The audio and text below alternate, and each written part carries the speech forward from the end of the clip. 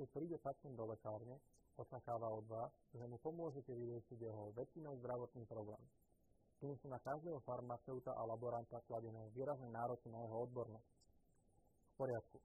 Základné veci ako kašel, nádcha a bolesť zvláda každý, pretože to je realita, s ktorou sa stretávame v lekárniach mnohokrát za deň.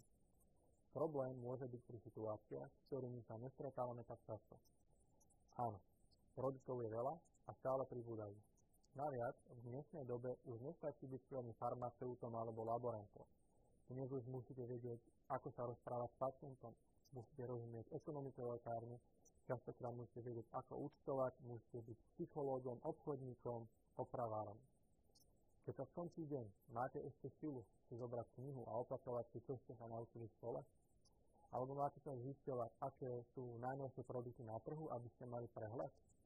Koľkokrát ste si zobrali komerčné materiály od reprezentantov so sebou a detálne si ich študovali? Koľko času mesačne venujete svojmu vzdelávaniu? Alebo sa môžete vzdelávať interaktívnym spôsobom. Nehovorím o nudnom odklikávaní odpovedí.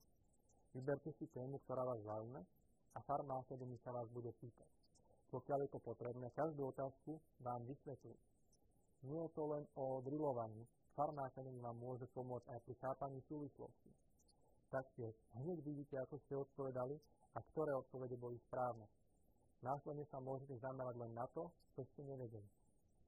Dostávate všetko pripravené ako na podnose a zisťovanie najnovších informácií a ich spracovanie tak, aby ste čo najlepšie pochopili, môžete nechať na nás.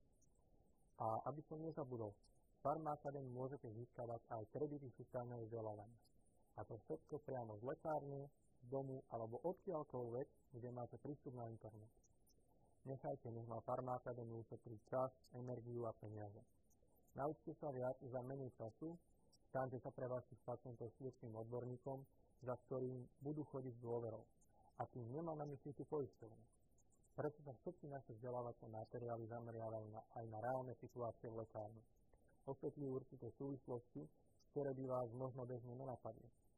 Robíme vzdelávanie tak, aby to malo reálny dopad na to, čo v lekárni potom robíte.